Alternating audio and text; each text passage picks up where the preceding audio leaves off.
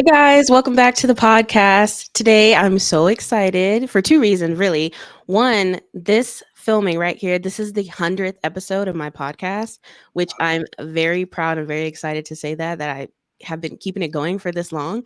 And two, I have a special guest with me, filmmaker Daniel Carsenty is here to talk about his new short film called One for the Road. Hey Daniel, how's it going?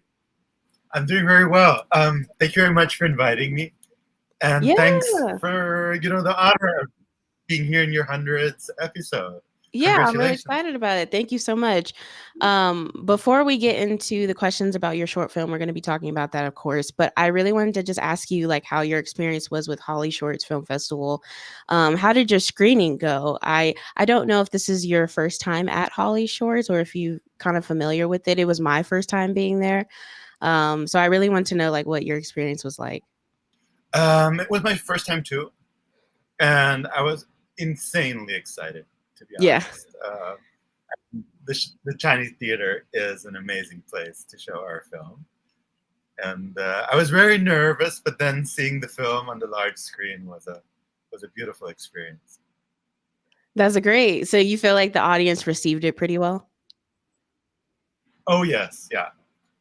Yeah, did you notice anybody jumping, anybody getting scared? Yes. At the end, I mean, I'm not allowed to how do you call that? Spoil anything, but there's a moment where people were laughing and people were scared, and I'm always believing that the laughter is kind of a relief, like a compensating of the scare. Mhm. Um, so I'm believing that everyone got a little bit scared. But of course, I haven't talked to everyone who watched the film. Right, right, and it's funny too because I think with horror films, it's like kind of laughing is almost like the precursor to the jump scare. Like, they kinda makes you feel like, "Okay, maybe things are good," and then they're not. True. Yes. Yeah, and Feel the then, same. and I also, of course, wanted to say congratulations on your film. I watched it, prior to going to Holly Shorts, and I really enjoyed it. I won't spoil it, of course, for anybody that hasn't seen it, but it definitely, got me at the end, I'll say. And so I think. I was reading your bio, and it says you were a TV journalist prior to becoming a director and getting into filmmaking. So I'm really curious, if you could kind of talk about that career switch and what was that transition like for you? I worked first as a TV journalist and then afterwards as a documentary filmmaker. Um, so the career switch was basically triggered by fellowship at the American Film Institute. Um, and this fellowship kind of gave me the opportunity to learn narrative film, to learn scripted storytelling in Los Angeles.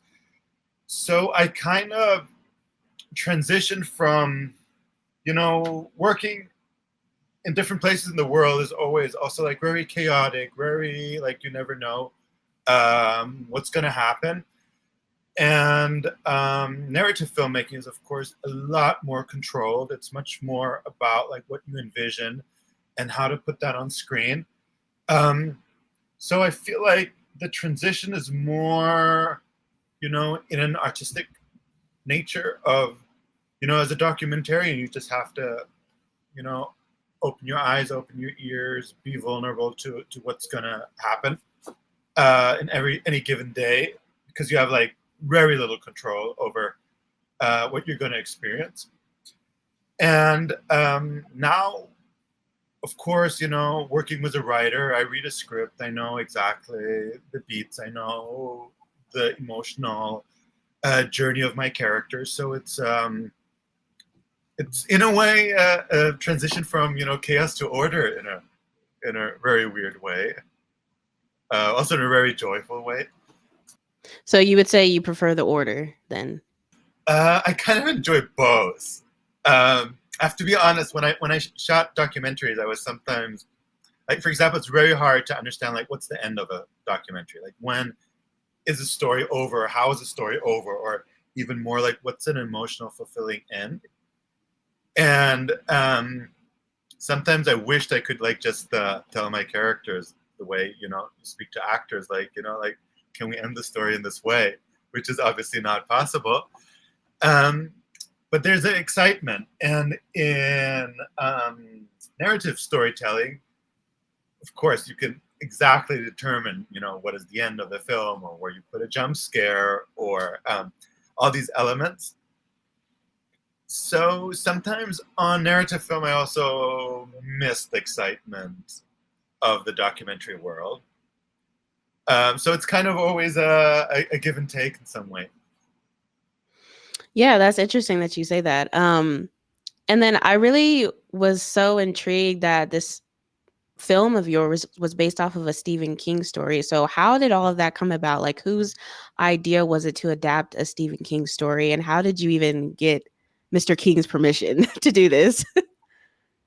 At the end of my period at the AFI, I reached out to Mr. King. I sent him an email, and I asked him, if he'd be willing to support my transition from being a fellow at the AFI to becoming a filmmaker in the Hollywood film industry. And I told him also a little bit about my story of having, worked as a documentarian in war zones, and my want or my need of transitioning from what I call like real life horrors to more the narrative storytelling of horror. And he granted me the rights to his short story, One for the Road, for a symbolic $1, which I put in an envelope and sent to him. And later, I asked Corey Slater, a writer with whom I had studied at the American Film Institute, and he's a huge Stephen King fan. And he was very happy to write the script. I think what was important for us, that the story always felt as if it's like 10 minutes into a feature, like a lot of like character building, and because that's what I love about King, the way he does the exposition of his characters. And then I was reading your director statement, and there was a quote I want to read that you said that I really loved that you said that, and I wanted you to kind of elaborate on it. You said, "In my opinion, a good horror story carries as much hope as it creates fear." So where did that come from? How did you learn that, and how did you come to that conclusion? Um, I think what I love about horror is that it gives me the opportunity to like safely explore like the dark side of the human nature. And but what I noticed is that if you tell a story that is purely dark and purely violent, in a way you numb your audience. Whereas in a way, like often people laugh a lot during horror films, which, like my mother, who doesn't watch horror films, she would be like completely shocked about the idea that people would laugh during a violent film. Yeah. But in a way, it's about like facing our fears. And I mean, why do we face our fears? Because we want to live a better life, or a less fearful life, or a more joyful life. So in a way, it's like you say, there can only be shade where there's sunlight. And I feel like a good horror film, in my opinion, is very much a celebration of life. Um, I wanted to know from your perspective as a director, and I think this kind of coincides to what we were just talking about, why it's so hard for people to get horror movies, quote unquote, right. And I'm saying that because, obviously, like, movies are subjective. What's scary to you may not be scary to me, and vice versa. But I notice a lot of times with horror films is a lot of people that are like, oh, that wasn't really scary, or that, like, it didn't really stick with them. It was kind of just whatever. So why do you think that genre is so hard for people to get right, and for them to really nail it? I think what you're describing is that many films are playing on one note. And I personally think that a horror film needs to be like the trick of a magician, I'm showing you like my hand and pulling like something else out of my ear.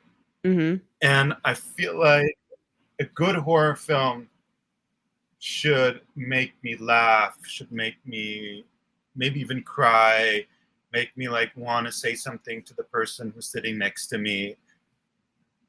And while I'm like distracted through these emotions of laughter or joy or I just feel activated, the scary part sets in. And I think that a filmmaker who masters the surprise and manage to like counter our expectations, I think those are the horror films that are like the most successful. Often like also like not necessarily like huge budgeted films, like for example Talk to Me, uh, which was hugely successful last year. I think did it very well too. Like surprise us with very simple tools, and I think that's kind of like the value of a good film. I'm of course curious. What's your favorite horror? You know what's funny is I'm probably kind of like your mom where I like did not really like horror movies, especially growing up. I couldn't really stand it because I would have like nightmares and it just really scared me. And so like when I got older and when I started getting more into films, I kind of was able to kind of like find the fun and like, things like Halloween and stuff like that. I really love the Scream franchise. That's probably like my favorite. Because I remember watching that when I was young. And even though I was scared of it, it was kind of like you said, it was funny, it was kind of like campy, and it was like, it was a story about teenagers, and it was just fun. It was like fun to watch, and it was fun to try to figure out who was Ghostface and all the, all that stuff. So I think but I think as I've gotten older, like I kind of am able to find the joy in it. I kind of like learning the technical sides of it, like what goes into making a good film, and especially for horror, because I think that genre is kind of like hard to nail. And then I really, really love it, surprisingly. And again, I don't like clowns, but that movie is so good because of like the characters and the friendship between the losers club, like I love that movie. I think it's really done so well. Um, and so, yeah, I think over time I've learned to enjoy it and appreciate it. I think it's also interesting that you mentioned like friendship as one of the like central parts of a film that you appreciate. Isn't it interesting that if we talk about horror film, you would expect like, like blood or gore to be like what people would mention. And interestingly, you mentioned friendship, which is like what my mother would not expect someone to appreciate about a horror film. Right, right. Um, I mean, also like weirdly, in Scream is also about friendship in a weird way. Yeah. I mean, more about teenage relationships, but also about friendship. Yeah. Yeah, exactly. Yeah, and I just like and I like like I said, I like the mystery part of it, of like who is Ghostface, like who, throughout the movie, that's what everybody's doing. We're all trying to figure out who it is, and we're all making our guesses, and then by the end, they reveal, kind of like Scooby Doo, where you like take the mask off and you're like, oh, that's the person. And I think there's fun in that too, like trying to figure out who's who and everything like that. Yes, I agree totally. Yes. Yeah. Do you have a favorite horror movie? I used to love The Invitation a lot by Catherine. But I also like Don't Speak Evil, a Danish Dutch production. I just watched Immaculate, which I liked a lot. Obviously, like the first Scream, but also the last Scream was amazing. Yeah. I think The Shining will always be my favorite. Yeah. Yeah, that's a classic. I know earlier you said that the writer Corey Slater is a big Stephen King fan. Would you say you're a big one as well? Yes, I think I like different things about King than he does. Mm-hmm. Um, I'm a huge fan of A Gerald's Game. I'm a huge fan of The Dead Zone. Um, I think Corey knows the lore better. He lives so much stronger in the world, whereas I would say I'm more a spectator than, and he is more someone who lives in King's world. Okay. Okay. I asked that for a reason because I actually had laid out a little game for you to see how well you knew his movies. If you're up for it, we can do it. I'll try, but I might suck. That's okay. It's okay. It's just a game. I don't think Stephen King will not see this anyway. It's fine.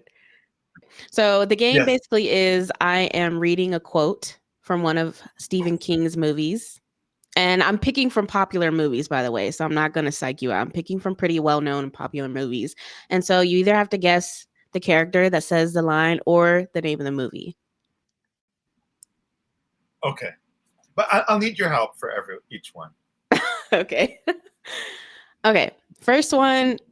Okay. I'll give you a hint for this one. The first one, this is a movie that I just mentioned. Okay. Okay. The quote is, "Your hair is winter fire, January embers. My heart burns there too." That is it. Ding, ding, ding. Yes, that is it. Do you know which character says that? No, I don't know. No, that's okay. That's okay. You still get the point. It's Ben. It's Ben that says that. He's writing a poem about Beverly. Oh. The second one is, "Everyone isn't bad, Mama. Everything isn't a sin." I could give you the hint, but I feel like it's going to give it away. I'll start with Pet Cemetery. No. No, it's wrong. No. You want to try again? Carrie, but yes. Carrie. Yep. Great. Oh, thank you. Yeah. No. Yay. I'll still give you the point. That's fine. You got it. Also, one of my very favorites. Yeah, me too. Here's the third one. There's only 4. Here's the third one. "I guess it comes down to a simple choice, really. Get busy living or get busy dying." Misery? No. Try again. The title of the movie is 3 words. Oh my God, 3 words. I just watched Dead Zone, but that would be 3 words. Let me know. Do you give up? I'll just try it. I'll try the Dead Zone. No, that's not right. Womp, womp, womp. What was it? The correct answer is The Shawshank Redemption. Oh my God. His best. Yeah. Good reminder to watch it again. Right, to go back. A very good reminder. Yeah, to go back. Okay, 4th and final one. The quote is, "I'm your number 1 fan. There's nothing to worry about. You're going to be just fine. I will take good care of you. I'm your number 1 fan." Misery. Yep. Ding, ding, ding, ding. Yep. I was so scared. I thought I was gonna have to. So you got 3 out of 4, right? So I would say you're a pretty big Stephen King fan. Thank you. He's like, whatever. I appreciate a trial. But honestly, you helped me with the first one. I would have not got the first one. I didn't have even the slightest chance. You didn't know? Your support. No, I still give you the point. That's fine. That's fine because that means you were listening to me. I'm definitely listening. Yeah. Okay, cool. Thanks so much for playing and for being a good sport. Thank you for the game. So last couple questions I have for you. I don't want to keep you on for too long. I wanted to know, what are your plans for the future in filmmaking? Like, do you want to continue down the road of doing horror films? Or do you feel like you'll go back to documentary? What are you thinking? I've got a feature in development together with Corey, and it's based kind of on the same characters that we developed for the short. It's obviously not a King novel, even though we also have an amazing idea for a King novel. But that's, of course, like connected to rights and things like that. But we are developing, I would call it a folk horror. And our next large festival will be the Festival in Sitges in Spain. That's the largest horror festival in the world. So that will also be a place where we will pitch this new project for the first time. Nice. That's really cool. Congratulations on that. Thank you. Yeah, I look forward to seeing that when it comes out. I would love to have you back on so we can discuss it. I look forward to inviting you to the premiere. Where can people follow you if you're on social media or if you have a website where people can kind of keep up with your projects? My Instagram is my first and my last name, Daniel Carsenty together. And my homepage is www.danielcarsenty.com. So those are the two places to find infos on the next screenings and the development of future projects. Okay, cool. Thank you so much, Daniel. I really appreciate your time. Your film is really, really great. I really enjoyed it. And like I said, I look forward to seeing your feature-length film as well. Thank you so much for inviting me. It's such a pleasure. Thank you. Oh, thank you so much. Yeah, I'm so sorry that we didn't get to meet in person. But hopefully we'll run into each other at a screening or a film festival at some point. Absolutely, yes. Yeah, thank you so much, and you take care.